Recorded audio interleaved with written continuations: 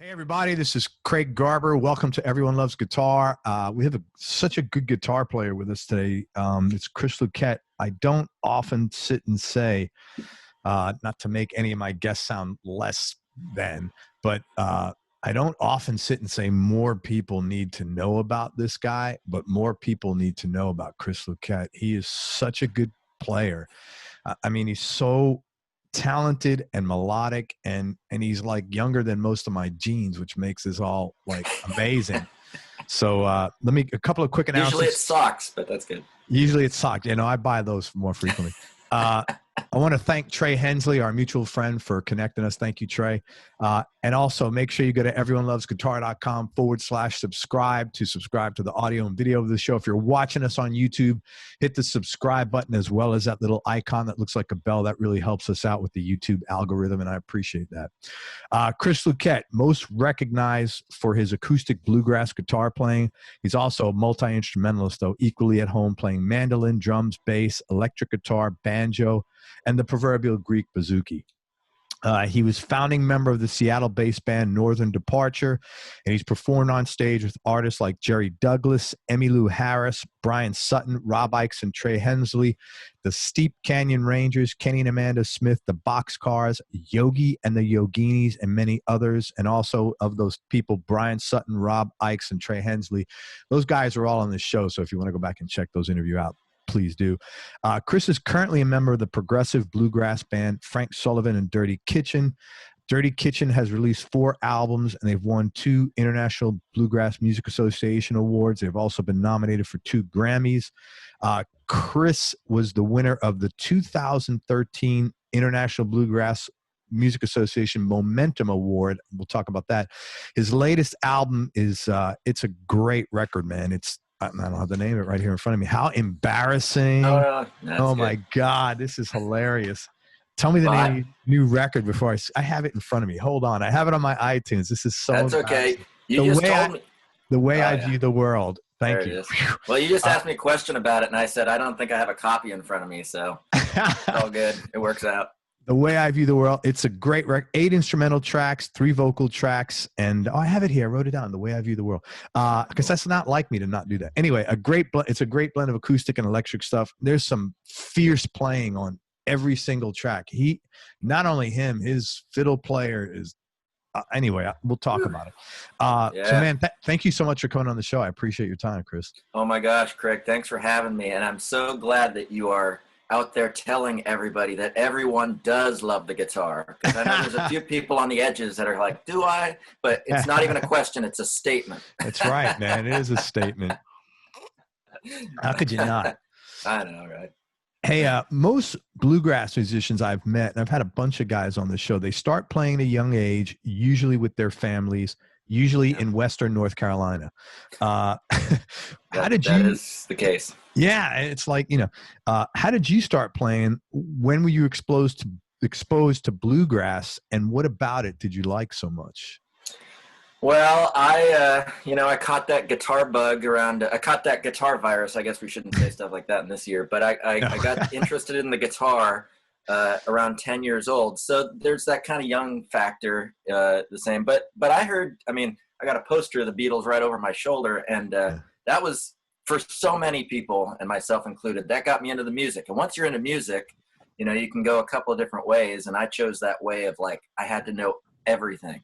I wanted to know every band and every musician. And when you start digging into people's influences, that it just gets so varied in so many different things. And I had it like a lot of people. I also had like a Grateful Dead period. It's another band that I love and respect a lot. And just reading stories about them listening to bluegrass records. So I had been sitting around in my own time learning jazz and blues and rock and roll and all this stuff. And then it's like listening to all my favorite players. Decided to find out who they were into. So started looking around at folk music and country music and bluegrass music. And I remember seeing in a book somewhere about how the Grateful Dead were sitting around listening to Bill Monroe records. Yeah. So I'm like 14 or 15. I'm going, all right, Bill Monroe, who's this guy? So I get one of, I don't know, a CD or something at the time. And remember listening to the first couple of tracks. And it's as bluegrass as it gets, this Bill Monroe live recording. And I remember thinking like, okay, I'm a music appreciator at heart, but this is pretty honest, you know, pretty honest. And I'm not totally convinced at the moment. And I think like track 3 or 4, all of a sudden just a fiery red hot banjo tune comes on. And that was when it was like a bomb in my head just going out. Like you could just hear it, the virtuosity, the intensity, the fire, but you know, with improvisational aspects still happening. And it was just like everything I loved about music, like the punk rock effect, the jazz effect, the acoustic country effect. It had it all. And so I just remember going, wow, this is interesting. And a couple days later going, I think I need to learn how to play the banjo. I need to learn how to play the acoustic guitar. I need to learn how to play the mandolin. You know, it just spiraled out of control. And long story short, people started saying, well, maybe you should come play this bluegrass gig. And I did. Wow.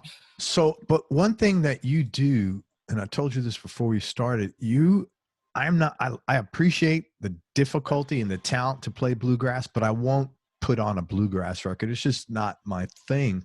But it's almost like you have all these other influences of like rock and you know, I know the band is a progressive, you know, Dirty Kitchen is a progressive, but it really is totally different than conventional bluegrass, man. And for guys like me that enjoy the music, but it's too traditional, man. You make it really good. Right. Yeah. Well, that's you know, like a lot of traditional genres of I think folk music, but even older styles of jazz have this happen where, you know, there's a period where it is created and it has a sound early on, and music of the people, folk music, and then as the musicians take hold and it expands, you know, they're listening to things, you know, and it just evolves, and there's people that, you know, players and appreciators that want to keep it the way it used to be. And bluegrass is no different than anything else. And I just love everything. So I'm at home listening to the most traditional Ralph Stanley, Hills of Virginia, Hollers stuff. And then Sam Bush, Newgrass Revival, New York City, just in your face, punk rock bluegrass. You know, I love it all. So I found a home. But I think personally, because I didn't start out in bluegrass. I came to it like I already knew who Miles Davis was and John McLaughlin, and then the Beatles and the Beatles, you know, like absolutely. So I already knew that. So when I heard bluegrass, it's like, all right, cool. I learned the older stuff because that was what was in my head and ears at the moment. But then as a musician, I think, you know, at least most of the ones I'm around, you know, you can't let time, you know, I'm personally like, as time goes on, it's like you just want to keep consuming music, and it changes and it gets different, and it evolves and progresses, and new things come up. So yeah, I have found a home, and I guess we use that term progressive bluegrass, but man, I love it all, you know. But it's hard. But that's the thing of what keeps me coming back to like the traditional stuff. That's the word that gets used.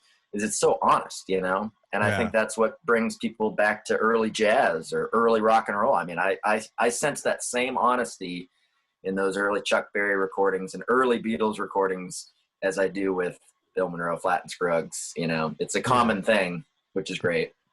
How did you, okay, so you started, guitar was your first instrument. It was, yep. How did you, I don't mean to put you on the spot, but how did you get so good at so many different instruments? Because that's not a normal thing. I mean, it's hard to get good at one thing, man. You're great at a number of different things. No, thank you. Yeah. Well, I realized early on, and it's common in all genres, but, you know, in guitar and in bluegrass specifically, you know, a lot of people will come to bluegrass, and generally speaking, it is 3, 4, 5 chords. It's not a lot of complex harmonies, musically speaking, which is attractive to people that want to play. That was another thing about bluegrass that got me in, is, you know, it's like you can learn a few things and then really get into making music right away. And then that builds on itself, and, you know, you just keep going from there. But I learned early on that showing up at gigs with a guitar, there were a lot of other guitar players. And so I needed to learn other instruments so that I didn't feel like I was just playing the same. So mandolin and banjo early on as a young teenager, those came to the forefront.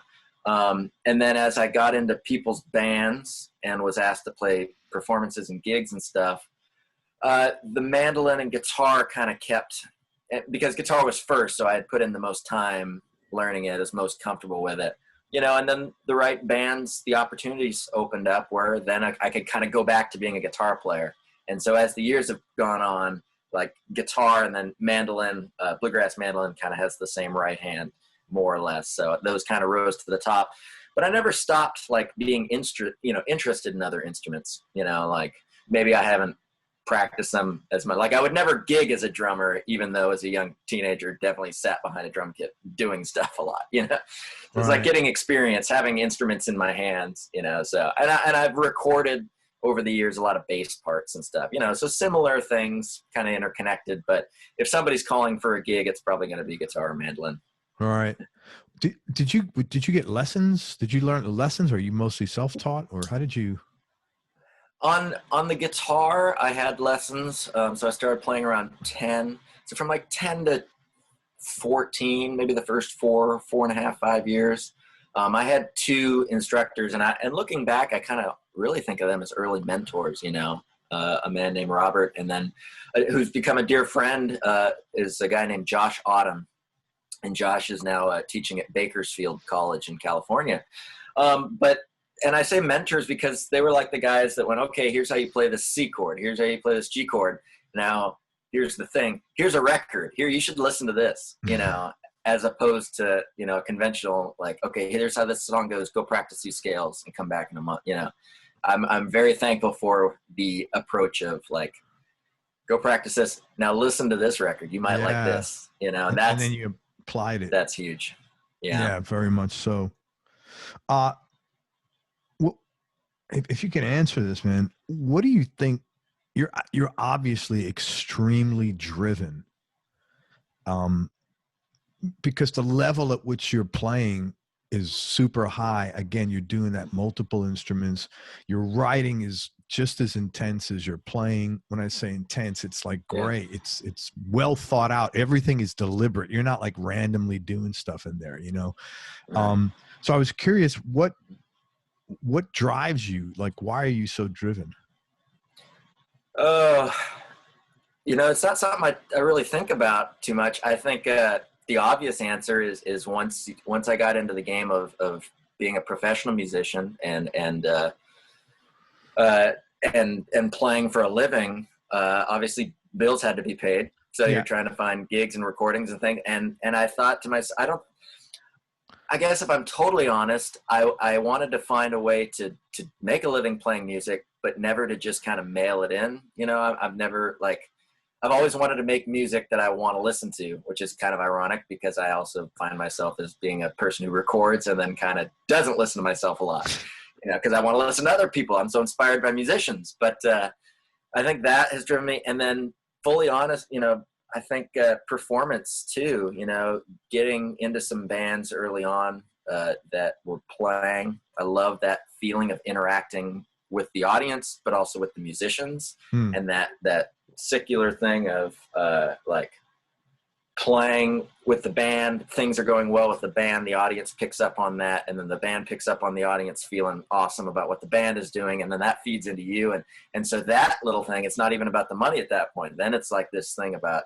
you're performing. And so as things went on, as I joined a touring band, you know, Frank Solivan Dirty Kitchen, then all of a sudden that becomes a routine, and then it's like, all right, gigs are good because we're paying the bills, but gigs are good because we get to play again. Okay.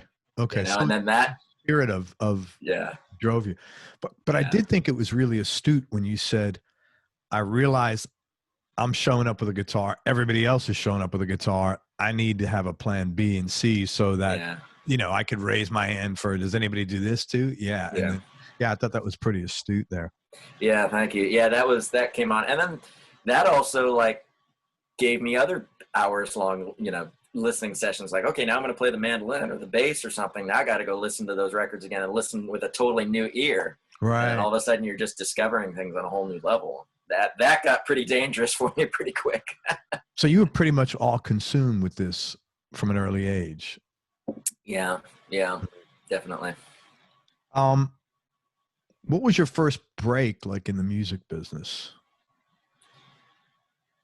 I think the moment when I don't know if it was a break, so to speak, but like when the gig started calling like me or the band I was in, like you mentioned in the intro about this band I was in, Northern Departure, that was just kind of a ragtag group of kids my age. But when we started putting a good band on the stage and people started calling us instead of having to like beg the local pizza parlor, give us a gig, when that kind of turned around on itself. So I don't know if there was a one break moment, but that was something that sticks out in my head, is like when you kind of know, oh, we might have music that people appreciate and want to listen to, and maybe we should build on this and make it better. And then getting into other bands and projects where that keeps happening, Yeah, I totally relate to that, because it's funny, because at some point in time doing this show, all of a sudden people started contacting me and say, hey, either PR people, I have a client that, can I put him on your show? Or, occasionally a musician would say, I love your show, can I come on? Stuff like that. So I understand that. Yeah, I understand that. It's interesting. Right. Yeah. So I don't know if it's a break, but it's like, it's just this moment where kind of your overall story arc kind of just keeps climbing. Well, yeah. You're like, this must be working, I guess. Yeah. Yeah. I totally get it. Yeah. It's fun. What were some of your challenges early on as far as defining your sound? And also, because you do so much and you have so much enthusiasm for so many different things, for figuring out what it is you actually want to do. Right. Well, that actually kind of plays into also the like why bluegrass thing too. Cause I started out, the Beatles and Led Zeppelin and all those classic bands kind of early on as a kid, and learning to play that, and you look to apply it. It's like, okay, how am I going to play this music that I learned? And it's kind of a funny story I fall back on all the time, but I had one great like garage band moment at 13 or 14. One. And I had these kids I met through some friends. I don't even remember how it happened, because I didn't actually, so totally kind of pointless information is I'm homeschooled. So I didn't have like a group of school Holy kids. Shit, you're homeschooled. I didn't run around with kids. And I mentioned that because like I didn't have like, I found these kids at high school in the high school band or whatever. Like I kind of had to like, I don't know, find kids at the high school who would then know people. So I get like a bass player, a keyboard player, and a guitar player. I don't know, what are we, 13, 14 or something? And we had one good jam. That also plays into like, what was that moment? And I remember jamming in my parents' garage, like trying to play Highway to Hell or something. And we did get enough of it to like light a fire. But then the challenge came, trying to put together a second jam session. Because a month later, drummer's been grounded, keyboard player has homework or something, just these common kid problems. And I'm sitting here going like, man, I'm dying to play here. Let's get something going on. And it was like doing heroin. You had the tail of the dragon. You wanted it again, man. Yeah, exactly. That's collaborative thing. But the challenge then was, how do I get that again? And it took some time, and it took finding like kind of the overlapping, discovering folk music and bluegrass to find local bluegrass jams. Because then the other side of the coin is bluegrass music is mostly acoustic. Like in the jamming tradition, you got an upright bass and acoustic guitars. So you can kind of walk into a park or a senior center or whatever, the local bowling alley, and there's people jamming. They're making music. Yeah. They're not lugging their tube amps everywhere. So that kind of got me going. And so the challenge was that first big challenge. And looking back, because I don't do that enough, like that was a big hurdle. Like I could have kind of just went, all right, nobody's jamming in my Seattle suburb, screw it. Like I'll just do whatever. But I didn't. Like I wanted to play bad enough. So I kind of had to reach out to other genres, which then plays into that other instruments kind of like just looking. It's funny, everything worked. All the challenges that you had that forced you to go into other genres, you made it work and turned it into your thing, man. Yeah. Yeah. That was that.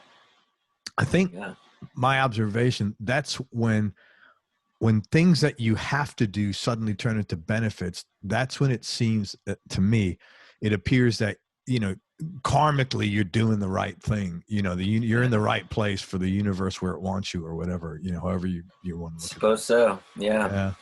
I got to ask you, are you an only child, or how many brothers and sisters do you have?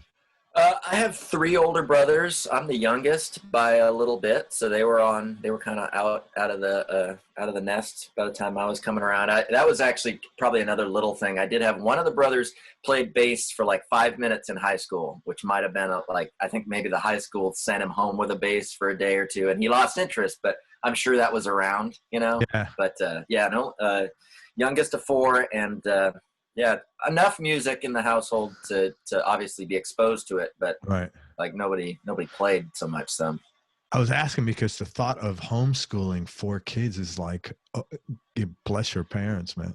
well, I was the only one there.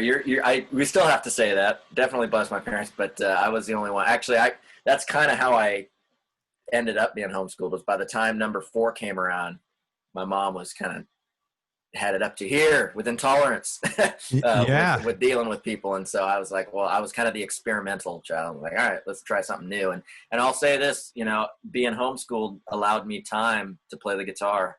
You know, and that's not to negate the people that put in time elsewhere in the day. Sure. But like, I definitely woke up and go outside for a minute. It's like, all right, where's my guitar? Let's play. Let's do stuff. That's great. You know? That definitely allowed that.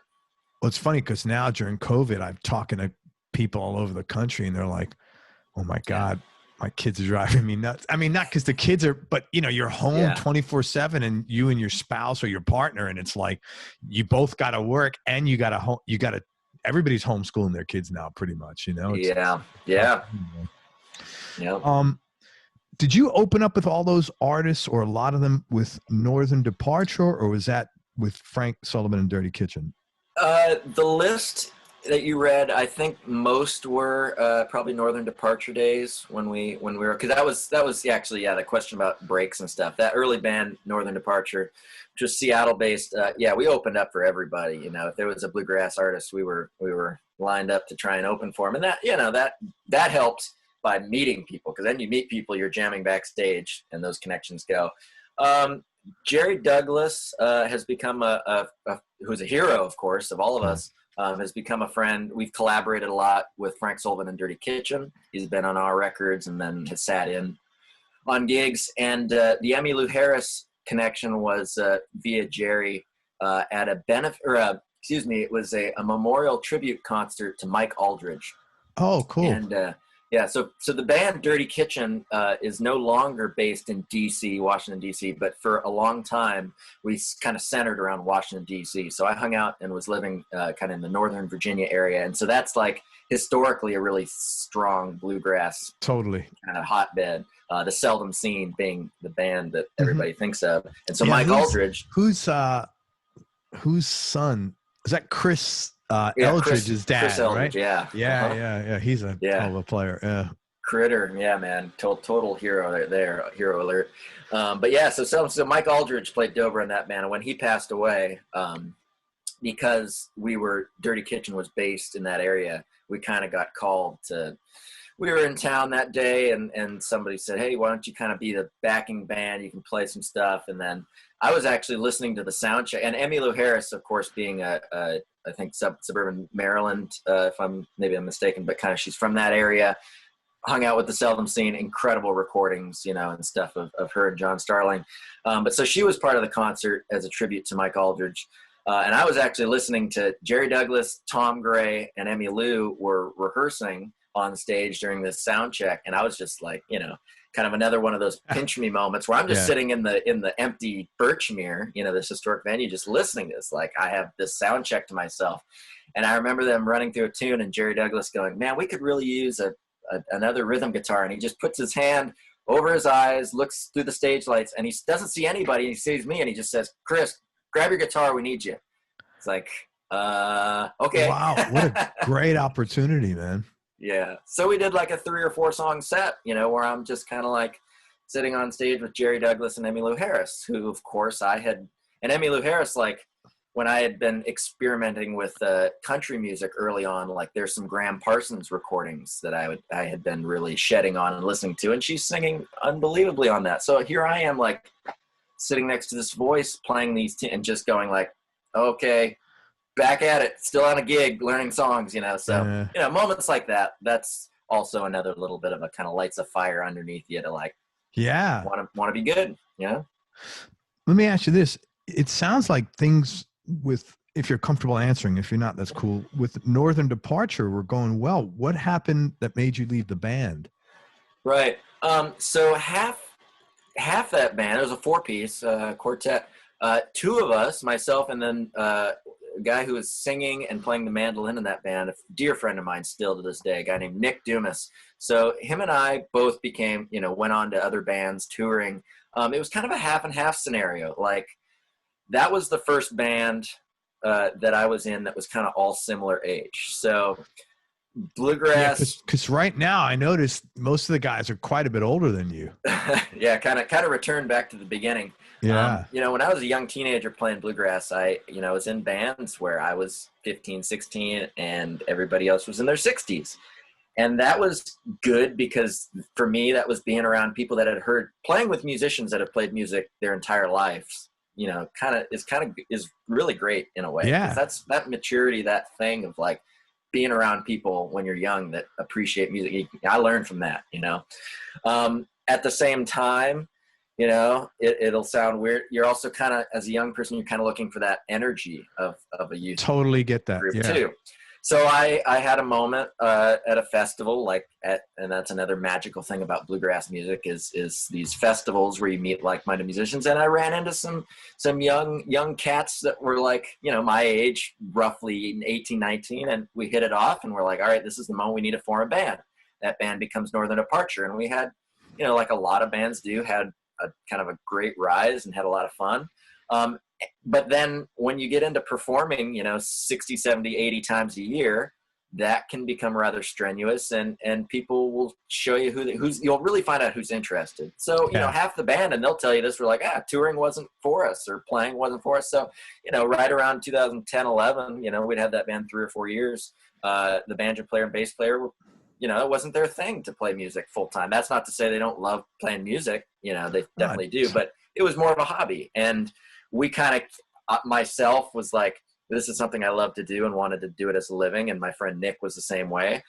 And there was no bad blood, nothing. It just kind of worked out perfectly. I got asked to fill in on a Dirty Kitchen tour, and that fit too perfectly. And then I look back at the other band, and they were just kind of like, this is perfect. So they lasted maybe another year where they just, did a few more gigs. And then my friend Nick, who ended up in a band called Special Consensus, and that's a Grammy nominated, IBMA award-winning band, and it worked out perfecly. So in the end, you both went your ways. Yeah. That's cool. That's good. Mm-hmm. Yeah, everything starts. What is the thing? You have your reason, a season, or a lifetime. Almost nothing's a lifetime. Yeah. Most of it's a reason or a season. So how did you get the gig with Dirty Kitchen? Did they hear you playing, or? Yeah, well, there's a big the IBMA, the International Bluegrass Music Association. They have an event every year. It's their version of a NAMM show or something. Mm-hmm. It's now in Raleigh, North Carolina, but it used to be in Nashville. And so our band at the time, Northern Departure, we would go to this conference. It was kind of the place to network and to do showcases and be seen and try and get hired. And we were there. But the other great thing, and I mentioned this earlier about bluegrass jamming. That's such a cultural thing. Yeah, man. We ended up jamming with our friends, Frank Solivan and his band, and in different things and in hotel rooms. And this conference lasts a week. And so it's just like, 6 days of 4 a.m., 5 a.m. nights where you're just jamming and jamming and jamming, and I realize other genres have, they jam, of course, but I always make the kind of the joke about like, you got a bluegrass festival where you have this parking lot picking atmosphere where, there's stage shows. It's all acoustic, like what you said. Exactly. Big. And the joke is always like, I love heavy metal, death metal festivals, but could you imagine going to a parking lot where everybody's jamming? No, man. Nobody wants that at all. Those are great stage shows, I'll tell you what. Yeah, different thing. But so bluegrass affords you that opportunity where you're just like mingling with, your heroes and jamming, and everybody loves playing so much. It's just like, who wants to talk about the weather when we can go play old Martin guitars and sit around playing tunes for 8 hours, So I met Frank at a couple of festivals like that, and right around when I could kind of feel that Northern Departure energy was dwindling a little bit, his band was kind of on the rise. It kind of had everything that I loved when I was 20, 21, kind of like everything that I loved about a bluegrass band, which is Dirty Kitchen, before I was in the band, could play bluegrass as true as anybody.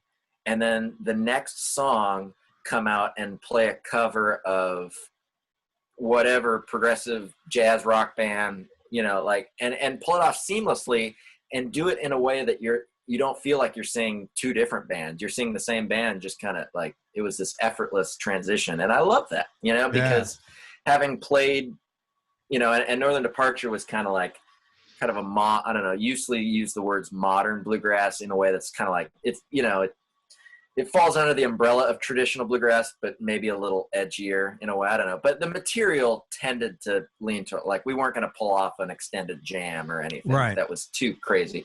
And then, you know, Dirty Kitchen could do that and then some. And that was very, like, I became an instant fan. You know, 2009, 10, they had a record out with a guitar player at the time, a guy named Lincoln Myers, who's also an incredible guitar player. And I just heard this band and was immediately in love because it was everything I loved about music in the form of a bluegrass band, you know? And we got to jamming at IBMA, and a few months went by, and the guitar player in their band, Lincoln, was kind of ready to get off the road. And so we had a tour. There was a tour. It was January 2012. There was a tour of Alaska, where Frank Solivan has some roots. He actually lived there for a long time. So we were going to go do this tour of Alaska for 2 weeks, and he called me. He said, "Hey, I need somebody. You're in Seattle. I can basically fly from DC to Seattle, pick you up," heavy quotation marks as it were. We'll go up there and we'll just see what happens. And I love that band so much that I spent like the month before this tour just learning everything. And that's great. I showed up at the first rehearsal and tried to play everything the way their guitar player had played the material. And I remember them looking at me and they said, "Well, that's great, man. You sound great. And what are you going to do?" And I went, oh, okay. This is that band. Sweet. You know, and so I got to put my own stamp on it. How cool is that? So I obviously in what they're doing, I would assume it's in bluegrass in general. The fans are not expecting to hear the record, and they probably don't even want to hear the record. They want to hear these extended jams.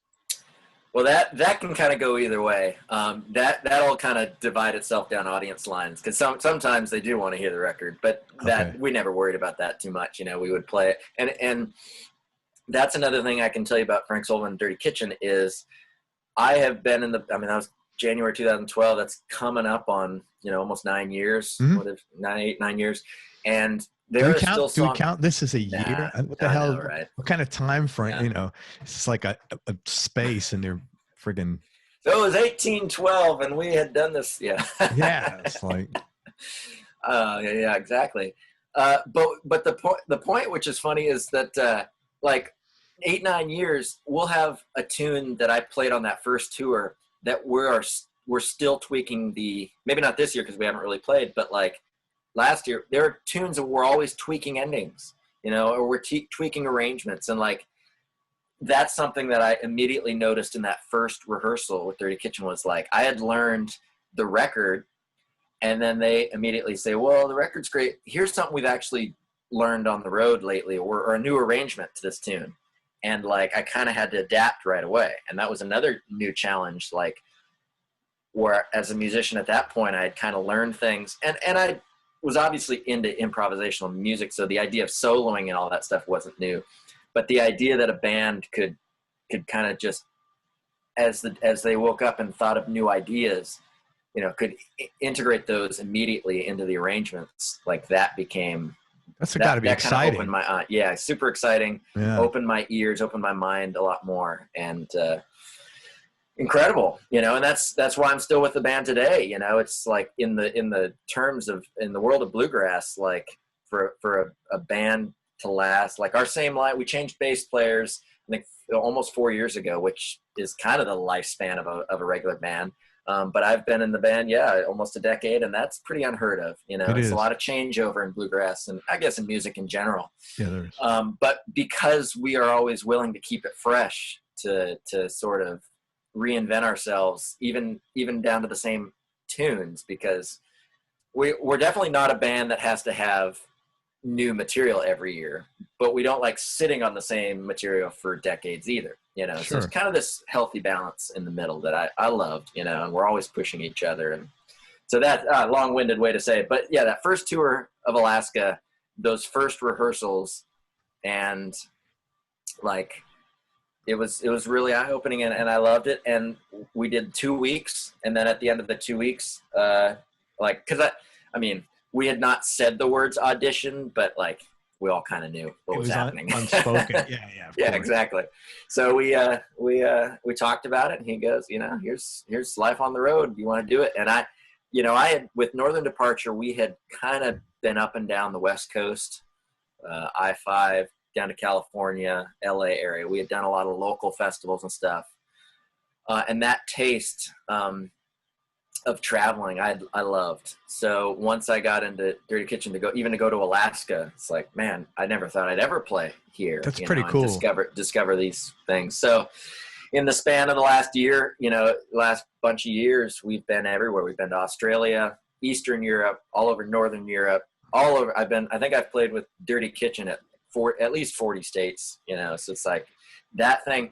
And a lot of musicians that I've met, and it's not a bad thing at all, but that travel, the touring musician thing is a totally new level. And some musicians don't do that. Obviously we're aware of some of the greatest musicians in the world are stationary studio musicians. That's not a bad thing at all.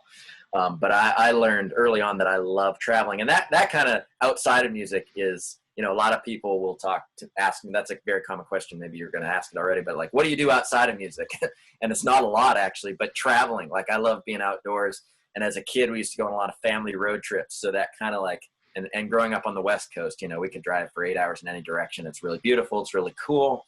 So then to return later on in life as a musician, I know a lot of people will always talk about the late night hotels. You're only in a town for a little while, but I kind of love that. I just love being able to see this. And if we were in a town for 2 days, I almost never hung out in the hotel room. Like I was on my feet in the cities, in the towns, like looking around, trying to, find things to do. And that was super exciting. That kind of led to me to like really want to do that. Cause I know that for other musicians, that's always this kind of anxiety ridden moment of like, am I going to enjoy life on the road? And just personally speaking, and I loved it. That was something that Dirty Kitchen provided. Well, most people like it when they're younger. It's harder to, when you're 45 and 50, it gets, it wears on you. Dirty Kitchen. So it's you, Frank on mandolin. Yep. Mandolin and vocals. Yeah. Bass players, Jeremy Middleton, who lives in Nashville. And then Mike Munford, M-U-N. Munford lives in Shrewsbury, Pennsylvania, the megapolis of Shrewsbury, which is actually a place closer to Baltimore for folks listening. That's kind of like you go straight north from Baltimore into Pennsylvania, and he's there. So we're kind of spread out. And what is Mike's? What does Mike play? Banjo. Banjo. Okay, so yeah. Okay. One of the world's greatest banjo players, and I will gush on everybody in the band, but I will especially gush on Mike Munford. He's the guy that, like, when Bela Fleck needs something on his banjo, like he's on tour, oh wow, he'll go out of his way a couple hours because I need Mike to look at my banjo. And everybody knows Steve Martin, same way. Steve Martin loves Mike Munford he works on instruments, he sets up banjos. Okay. But as a player, like, you could ask whoever the world's greatest banjo players, you can ask him, who's the banjo player that's the best nobody's ever heard of? And it's always Mike Munford, who's people have heard of now. Yeah. But so we have, like, I'll praise my band for a little while. Like, there's some really great musicians, and Jeremy. So the connection here is that Frank Solivan and Jeremy Middleton were bandmates for a few minutes in the Country Current, which is the United States Navy Band, which is a Washington, D.C. connection. Okay. So that's where it all kind of gels there. But so Jeremy ended up in Nashville, and he plays a lot, as they say, air quotation marks, downtown. It's a great producer as well, but is about the best electric and acoustic bass player you'd ever want to hear. So it's really cool. And that's another aspect for the listeners. Like, Jeremy has now, for travel reasons too, but plays electric bass, which does have a historical place in bluegrass. Like there is a kind of a new wave in the 1970s of bands, you know, and there's always a joke. Everybody loves a band called Hot Rise, Tim O'Brien, Oh yeah, Pete Wernick, and their joke was always Brian that, Sutton's in there now, isn't he? exactly, yes, Right, he is. He is in the band, yeah. But their joke was always, well, we couldn't fit an upright bass in the station wagon. So we're kind of the same way. It's like, hey, yeah. Jeremy, you play the shit out of the electric bass. You should play that. You know, Yeah. It's not like that's kind of another thing about like we'll play a bluegrass tune that was recorded in the 1940s, but there might be an electric bass on our version. Yeah. Well, you know, it's funny because I had the jazz, great. It's very fortunate, man. I have the great jazz bassist Ron Carter on the show, and Yeah. You know, I was watching some videos of him, and there was a couple of videos of him, like, you know, he's 83 years old carrying his double bass down the stairs to get into a jazz club. And I'm like, man, you ever wish you played flute or something? Because that's a lot. It's a lot. He goes, no, I love it, but that is a lot of work, man, and it's a lot of space you need. You can't fit it in a car. I mean, you got to have. Yeah. But you're also, like we mentioned earlier, you're also, if you do lug your upright bass around, you're playing it anywhere. Yes, absolutely. Absolutely. And by the way, your listeners may not know this. Ron Carter is on a Bill Keith banjo album, Banjoistics. So bluegrass and jazz come together in a lot of different ways. What's his name? Bill Keith? Bill Keith is actually a hero of mine. He passed away a few years ago. He played in Bill Monroe's band. He is the banjo player on that recording that I mentioned a little while ago. That 1963, he played in Bill Monroe's band. But when he left Bill Monroe's band, he kind of was like one of those early pioneers of like, hey, I could play bluegrass banjo, but I could play jazz standards. So there's a record later on. Yeah. I'm going to check that out. Yep. Hey, I know you're in Seattle now, but you were recently living in New York, correct? Yeah, I am there. I'm kind of, now that COVID means that everybody's if you're traveling, which I would kind of recommend not to. I'm quarantined, as we say, for a little while, but I'm here to visit folks. But yeah, Brooklyn has become, and New York City has become kind of a home in the last few years. Yeah. What made you move there? That's a big move. There's, like everything, kind of a funny story. I had spent a lot of time. Well, so Dirty Kitchen is a touring band, and we did a lot of long tours, but we also kind of spaced it out. We kind of took a different approach to touring, and instead of like doing 2 or 3 months a year on big tours, we ended up kind of doing like 2 weeks maybe, or a week a month, or, you know, a long weekend, 4 days, a couple of times a month. So I kind of was in this weird hybrid schedule, and I actually had a period, I don't even remember the years now. It's got about 3 years almost where I was not renting or living anywhere. Like, my parents were very supportive and kind of had some stuff in storage in Seattle. I did live for a couple of years in Washington, D.C. area. I had a house with our bass player at the time, a different bass player.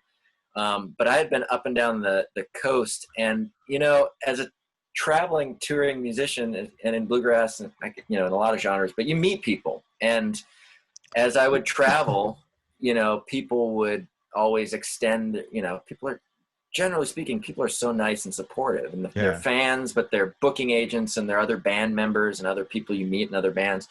And, you know, about the 100th time somebody says, hey, anytime you're traveling through the area, come stay with us. We've always got an extra room, or you're welcome to crash here or whatever.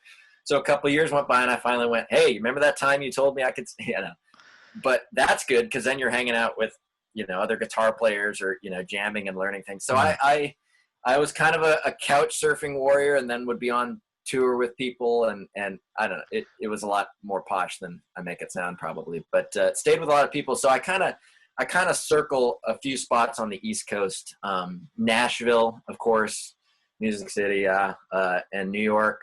And then I spent a lot of time in Boston and Baltimore. And the Boston connection is kind of that, like, because Boston has another historic bluegrass scene, you know, and we would do things where we would play a festival in the Northeast with Dirty Kitchen. And we'd play a festival where they'd ask us to be there. And then we might play a club gig a week later in New York or in Boston, or a few other club gigs. And I was just like, man, I don't feel like flying home wherever that is, if it's DC or Seattle, or driving for 8 hours. can I catch a ride back with so-and-so guitar player because you live in Boston? We'll hang out for 4 or 5 days, and then we'll go to whatever the local bands are playing, or we'll go to the local, jam sessions. And so I did that in Boston, I did that in Baltimore, and then I did that in New York City. And after a few years of doing things like that, it starts to reveal itself.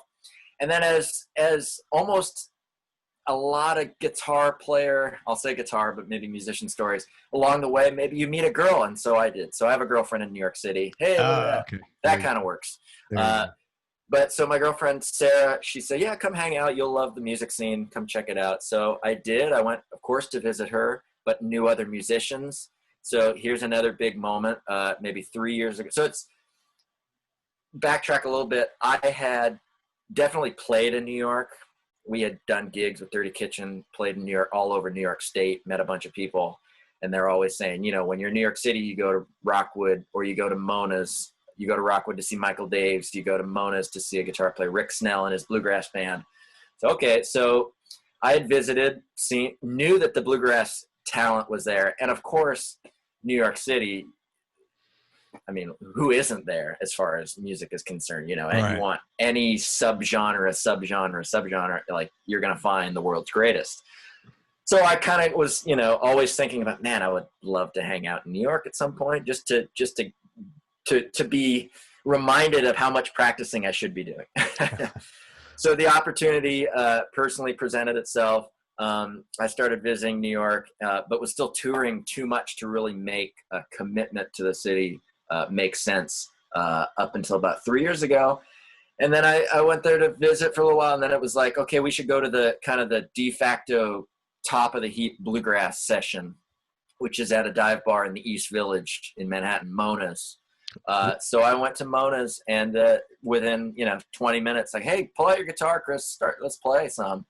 And that, New York City, because it's so big, you have multiple of everything, and so naturally there's multiple bluegrass jams, and they're pretty normal with what you would see across the United States, which is I don't want to bring anybody down by saying they're lower class jams. They're not. They're high class jams, but there's accessible jams. There's slow jams. There's intermediate jams.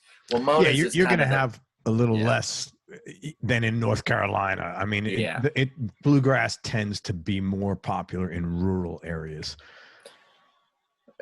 Maybe I might push back on that one. I might push back on that one and say because actually it's kind of funny that, like, historically speaking, like, because bluegrass originates, yes, in Western North Carolina, Tennessee, but all those places where in the 1940s, 50s, that those families went to look for work, they end up in DC, they end up in Boston, they end up in Baltimore, they end up in New York. Fair enough. And so those places have bluegrass scenes that lasted. So then as time goes on, people move back to those rural areas, and of course, historically speaking, but it never lost its popularity there. So there is kind of a preconceived, like, idea of, maybe bluegrass isn't pop, it's more of a rural music, but I hate to say it spread. Well, I know that I've talked to a lot of guys in the city, and I know the bluegrass that's played there tends to be more progressive, if you want to call it that. And you got guys like Grant mixing it in with jazz. I mean, a lot of people do that, Yeah, well, that's exactly, that'll definitely happen there. Yeah, which is then kind of ties into what we've been talking about. For me, it's like, I can go play where, Grant Gordy or Ross Martin or somebody like that who can hold their own in any jazz session in New York, which of course is a monumental feat. But then they can show up at the Bluegrass Jam and play Salt Creek, the ancient fiddle tune, to perfection is pretty great, so that's cool. But Mona's is like the kind of the premier. Where's Mona's? 14th Street and Avenue B. Okay. And they have, as we're talking right now in November 2020, they have gone to live streaming. So they have and I did a few of those before I had to leave town for a little while, where we live streamed from Mona's. Because normally it's a session where a house band plays, and then as people start showing up, kind of in a jazz tradition where people start showing up from their gigs, at midnight, then they start sitting in. Oh, that's so cool, man. So that became a thing. So I hung out at Mona's like everybody. I get off a tour, would be looking for something to do on Monday night. So it's Mondays, looking for something to do on Monday night, show up at Mona's. as time goes on, I met some people. And so about 2 years ago, the session is led by another great guitar player, incredible instructor, guy named Rick Snell, who is also, I would encourage you to reach out. You Rick mentioned is great. him. Yeah. You mentioned Rick. So Rick runs the house band at Mona's. It's his band. And he asked me to join in the nature of that anytime I'm in New York, if I, started living there, come down, get paid and what, a couple of tips or whatever. But the idea is that's important. Keep the fingers fresh too, which is something I learned early on in Dirty Kitchen from our banjo player, Mike Munford.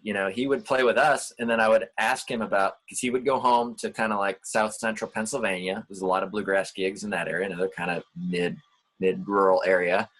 And he said, yeah, I take these gigs. They're fine. They're not bad gigs. They're not iconic, incredible gigs, but it keeps the fingers moving. It keeps my musical brain. And then the other thing that I learned from Mike is he said, the other thing to think about when you take these gigs is to never really mail it in, always find a way to be excited. Even if you're sitting in an auto parts parking lot for a 4th of July barbecue because they're paying you whatever and nobody's listening, it doesn't matter. Don't get down on yourself. Find a way to then work on your reharmonizations on a classic fiddle tune, or play a different way, because now you've got the license to. It's not like you're going to go out there and hit a bunch of clams and the audience is going to go, wow, he sucks. Yeah, that's actually really good. Kind very of take good those advice. Gigs. Yeah. And the other part of that was like, don't take 100 $0 gigs for the exposure. But if there's a way to kind of balance that and take some gigs when you're off the road, keep your fingers moving. Because I'll say this for the gearheads out there, so playing dreadnought acoustic guitars with medium gauge strings, that's kind of the bluegrass, and heavy picks, that's kind of the bluegrass thing, the bluegrass setup. And it's very physical. It's extreme. You don't want to overplay. Yeah, but you don't want to if this year in the COVID-19 era, trying to play as much as possible is a challenge. It's a totally new challenge, but I still have to find myself playing because I don't want to lose that muscle kind of physical buildup. Sure, totally. So taking gigs like that, and then of course, as I found hanging out in New York, it's incredibly fun to just be able to show up, play with some buddies, the audience, because the audience that packs a little dive bar in New York, they kind of know, and that's not to shit on any other audiences, because music fans are music fans no matter where they are. But New York, there's a very few towns in the United States. I'm from Seattle. Seattle is a great music town, and you're going to see some really great bands, but it's a different atmosphere than when you walk into a New York bar where you kind of go, if there's a band playing, maybe they're having an off night, but you can tell they're pretty good. And so the audience comes in, and they don't have they're not expecting our minds have to be blown away, but they definitely appreciate it. They know that, that we're professional musicians that are kind of looking for an outlet to have fun, to practice new things, but to also be with our friends that we wouldn't normally be around when we're on the road. So it's a kind of a really very interesting, and the more I think about it, the more I speak about it, your local bluegrass jam or gig or whatever, because some towns maybe they just have a bluegrass band that plays on a certain night of the week. But it's a very fascinating cultural thing, and New York has that jazz-wise. You always know to go to Smalls or Fat Cat for late-night sessions.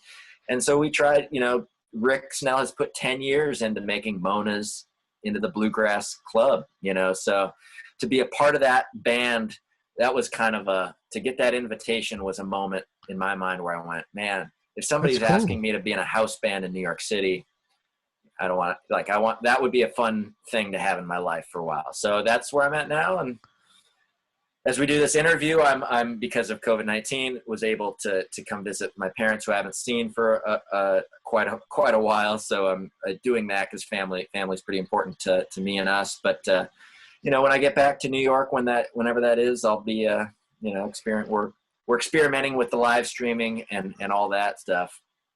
But New York has been really interesting for me.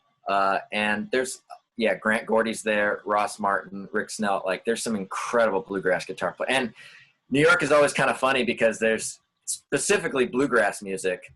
A lot of Berkeley College in Boston has a really great stringed and bluegrass music and American roots music program. So it's pretty historic. I'm not one of them, but there's a lot of cats that went there, lived in Boston for a bunch of years, stop in New York, because then they get to really shed on some crazy New York stuff. And then, wait a second, New York's really expensive, so they move to Nashville. And then they go, wow, I can afford to live in Nashville. And then they get that 1-2 punch, like, oh yeah, everybody's good here too. Yeah, it's a very competitive place. Go ahead. Oh, I was just gonna say, but for me, because I was like, somebody might ask, well, why don't you live in Nashville, or why don't you live in LA or something? Like, in a normal touring year, like, I was visiting all these spots, and then I found myself, like, especially in Nashville, LA, New York, I never wanted to, like, just play a club gig and leave. Like, I loved all those places. So if we had a tour schedule where it was on the end or the beginning, I would either fly in early or late, and kind of like hang out for a few extra days, just trying to like find out who should I go listen to, like that kind of stuff. I'm sitting here thinking, like, it's so important not to have regrets in life. And I'm sitting here listening to you, I'm like, man, you fill all your time up with all these cool experiences. And I think that's awesome, man. As a guy that's, probably your dad's age or maybe even older than your dad, I just think you're doing a great job, man, enjoying your life and doing what you want. And how cool is that? You spend time in New York, Seattle, here and there, you couch surf for a while. I mean, you're filling up all the time in your life with good stuff. I think it's great, man. Thanks, Greg. I appreciate you saying that. Yeah. And it's hard. It's not easy, man. It's not like, you can't wait to get on someone's sofa. I mean, there's a sacrifice there you're making to do that. I mean, I know you're grateful for it, but it's not like, you're in the Ritz, it's a sacrifice, but I give you credit for doing that, because you'll have no regrets, and you're learning so much and meeting so many people, which is how you learn. So I think it's great. Yeah. Well, I appreciate you saying that. I feel the same way. I will say, for the folks who want to talk about the couches, I'll be fully honest, because that's where we are here. A lot of the places that I truly couch surfed, my dear friends who let me stay on their couches, they all had pretty cool guitars I got to play. So yeah, there's a benefit to that, as opposed to the Four Seasons. That's good, man. Thank God there's some benefit there. Sleep on a couch all night and not have something like that. Yeah. Was there any culture shock that you had to get adjusted to living in the city? I think I got a little lucky for the first few years being in Dirty Kitchen, where we would visit maybe once or twice a year, that I kind of got to see it. I do remember the first gig I ever played in New York City, because I don't think anybody will forget their first New York gig, where you kind of like pull in and you're sitting in traffic and you go, wow, this is crazy busy. Wow. But when we unloaded, and like, I remember going into the club, we played 26th Street and 6th Ave, Hill Country Barbecue. Dude, I know exactly where that is. I've eaten there.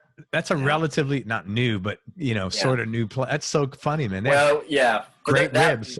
That exactly reveals myself, because like, for anybody who's really been around New York, it's a new venue. But it's been there for a little while. But I just remember like loading in. It's a Texas themed bar, so of course it's even funnier that you're like in New York and you're in Texas. But I remember standing on 26th Street, going to pull out a guitar or something out of the van, and stopping for a second and hearing that first, just that first red light honk, and that just feel of that energy. And I went, oh, I get it.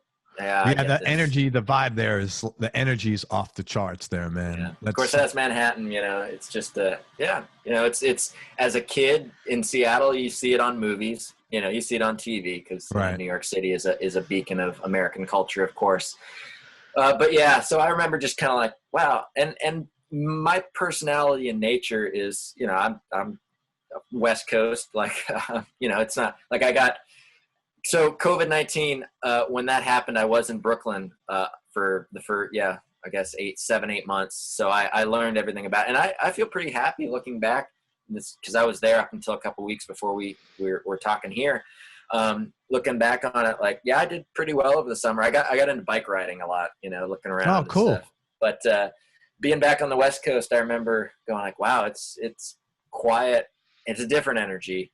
But I try, and because that's another thing, like what's that culture shock? Like I think it was a personal challenge. I don't even know when or why I told this to myself, but I was trying to make myself feel comfortable wherever, because I definitely had friends that were like, oh, I can't be around New York because it's too crazy, right? Or I need New York because I can't take the silence of the Seattle suburbs where it's quiet. And I kind of just shrugged my shoulders and that's fine, you know, but I try, and that made the couch surfing phase of my life like that much easier. It's just trying. It's not easy. Maybe I was kind of lying to myself a little bit sometimes, but just being comfortable wherever you are. And that, maybe I learned that early on from my parents when we were like, okay, family road trip, let's just go see what happens, kind of throw our thumbs in the wind and do that. So I feel fortunate with that. I think that's really smart. Again, as a young guy, knowing that, well, I have a choice. I can make myself comfortable or I can allow myself to be miserable. I'm going to try to make myself comfortable. Yeah. It may work, it may not work, but the outcome is going to be much better than saying I'm miserable and I'm going to allow myself. You know what I'm saying? Yes. It's up to you what kind of day you have, man. Yep. And you try to have a good day, so you're more likely going to have a good day. I think that's wonderful, man. Cool. I went to college about 6 blocks from the Hill Country barbecue place. All right. 23rd nice. and Lex. Yeah. Yeah. Any dark periods or low points? I know you're a young guy that you've had to deal with in life, and how'd you get through them? And if you haven't, that's great. Yeah. I mean, I nothing too unique. I had one great breakup with somebody is in my mid-20s, which I think you'll read any artist biography of all the great rock musicians, and I'm probably behind the game. But you know, and I've had personal conversations with myself going like, you know, my mom spent her professional career in finance, and my dad was a professional firefighter, public servant for his career. And I think in the I kind of hate generic labels. You know, I know that the politicians would like to say just middle class, you know, family. So, you know, I didn't have a horrific childhood, you know, so I don't have an album full of heartbreak songs in that way. But good for you. You don't get badges for that. You just get scars, man. Trust me. Yeah, that's great. So I look to, you know, the outside world for inspiration and things, but nothing too bad. I mean, I just tried to learn from things and typical mistakes, you know, that I probably said yes to a gig I shouldn't have, and probably played music with somebody I shouldn't have or should have, or missed the opportunity. But hey, no regrets about stuff like that. No, that's normal. Hey, let's talk about gear for a few minutes. Tell me what your go-to guitar is right now, and what other 2 guitars would round out your top 3? So I tour and play with acoustic guitars with a company called Preston Thompson Guitars, which is a fabulous company in Central Oregon, in Sisters, Oregon. So they specialize in kind of, as the gearheads would know, pre-war Martin copies. And they do very modern takes on them, and you know, use high quality parts and woods, and incredible people. And I met them through Bluegrass and am dear friends. Preston Thompson, the luthier, passed away a couple of years ago. The company still lives on. You know, they were up to 8 or 9 shop luthiers, you know, still a small outfit, but really pumping out incredible instruments. So I have 3 guitars, 2 dreadnoughts, but my go-to actually has, they custom made a 0014 fret mahogany guitar. So I'm playing that a lot just because that's a really cool guitar, and that's an inspired guitar because a friend whose home I stayed in many years ago, he owns a 1950 Martin 0018, and I just remember playing that guitar going like, this guitar does, because bluegrass, for people who don't know, like, is heavy D28 rosewood or even D18 mahogany, like, but dreadnought big Martin guitars. That is that sound, you know. As big that sound as anything. So, you know, people kind of, for generations, old Martins and then the new generation Martin copies, like that's where it was. And I have those guitars. I love old Martin stuff like that. But I remember at one point going like, man, it'd be cool to have something similar but different. And so I found kind of old Martin small bodies. So That's awesome. I have one of those. But I have never owned an old Martin personally. Dude, a little bit 30 got years time old. got time. Let me tell you, most 30-year-olds don't own an old Martin. I would haven't surveyed them all, but I'm pretty confident making that statement. So anyway, people will hear this, they'll say, yeah, there's time. We'll see. But plenty of time. Yeah. So, but the very short story is, like I met through a friend of mine in Portland, Oregon, a guy named Steve Blanchard, who's like the connoisseur of Martin guitars and bluegrass flat picking. And so he said, hey, knowing that I'm from the Northwest, when I was out a bunch of years, 5 or 6 years ago for a festival, he said, here, some friends of mine in Oregon are making guitar, and there's no shortage of makers that are making guitars like old Martins that are incredible. We're in a wonderful time this last decade of that. But so I was kind of thinking, at the time I was playing kind of a newish Martin, and I remember kind of going like, okay, now I'm in a touring band. It'd be kind of fun to like have a little something that's more me. And so when I found out Preston Thompson guitars were made in the Northwest, my home state's Washington, but Oregon's next door, like, and I played a guitar. I remember like kind of closing my eyes, playing a big fat G chord and just going, oh yeah, there's that sound. So, I met those folks and generated a very fast friendship, and that's lasted to this day. So that's the go-to, Preston Thompson guitars. I have, because I got into a touring band, even though I had a big period as a teenager in the electric guitar world, my electric guitars got dusty, and I got into acoustic guitar, and because being on stage, that's becomes my life. But as time went on, I realized, hey, I need to try, because I'm influenced by so many things. Why wouldn't I want to play as many different things as I can? So I've been trying to do that. And I will say that is one downside of traveling full time for 3 or 4 years, is that I trying to travel as light as possible. I've got my main acoustic guitar. People call, so I have a mandolin. It's not like I'm traveling with a tube amp and a guitar, but I certainly messed around with it, when I could with people's. But so now that once I ended up in Brooklyn, had a place to hang out and a place to put stuff, then I realized, a year goes by and all of a sudden, whoa, I got some electric guitars now. So I'm back into experimenting with that. And I'll say that during COVID-19, this 2020 year, like having the time of not being on the road has allowed me to get back into the acoustic guitar and full transparency, realize, wow, a decade of not playing electric guitar has revealed that I should play more of it and practice more of it. So I've been messing around with a lot more. The natural gateway from bluegrass to electric music is country Telecaster. That's just kind of the thing. Yeah, sort of. I mean, I had listened to everybody, but I'm in the kind of a Telecaster phase. But hey, that just means when you want to, and I'm being kind of funny here, is if you want to get into Telecaster jazz, you just got to say you love Bill Frisell, which of course I do. So, you can find avenues to run wherever I want. So, but people will always say, oh, influences this and that, and that's of course a conversation we can have. But like Clarence White, somebody. So I have a Telecaster in New York that's a B-bender. B-bender. Where the B-bender was metal parts were machined by Gene Parsons.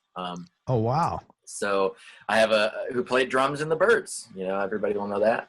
And invented the B-bender with Clarence White. So that's kind of a nerdy little piece of gear that people who are into Telecasters will kind of think is cool. Because I do. What do you have right next to you there? Aha! Yeah, I knew I had to do that. Props. For those of us watching the video, they see the prop are waiting for this just to get to this. So because I flew to Seattle from New York, again, I brought an acoustic guitar because I was teaching, and I actually left my West Coast, I left my guitar, a couple of electrics in New York in safe storage. But I was coming out here and I went, man, I I have the opportunity. What should I buy? And I bought this. So those of us listening, not watching. Look at that, man. Look at this. Yeah. You got a blue Paisley Telly. I got the Paisley flowers. So it's a 69 reissue. I think it's, I don't know, 2003 or 4 or something. You know, a really great Telecaster for under $1,000. And that's nice, man. I realized if I was going to, because my long-term plan is I'll be back in New York here in a couple months, but because COVID shutdowns, quarantines, being safe around my parents and stuff, I just kind of committed to maybe 2 months in Seattle, and I went, hey, guitar players are always looking for a justification to buy something. So I said, let me just buy something. I'll ship it to Seattle, and I'll sit around, and it doesn't have to be $1 million, but it can be, something a little bit fancier. So yeah, made in Japan, it's, really cool. And then I'm kind of a sucker for just kind of funny, silly things. And so, yeah, the blue flower Paisley Telly. It's cool as hell looking, man. Oh, and, I mentioned Clarence White, but, we're all kind of like James Burton fans, of course, too. And Pink Paisley. And I was just like, that's cool. And I think, but I'll tell your listeners and friends that for me, for Fenders, I'm kind of a maple fingerboard guy. So like you can do anything on the body. If it sounds good, I'm okay. But rosewood fingerboards are great. They're fine, but you're a maple. I'm the opposite. I got a rosewood or ebony. Yeah, I just don't work well on maple. I don't like it. I want to ask you questions about your record. Sorry, I was jumping because I wanted to talk about the electric guitar stuff on there. Yeah. All right. First of all, Chris's new record is called "The Way I View the World," and here's my notes. It was a joy. I had no expectations. I did. I said, okay, it's going to be a bluegrass record because the guy, I thought you were a blue guy. Gotcha.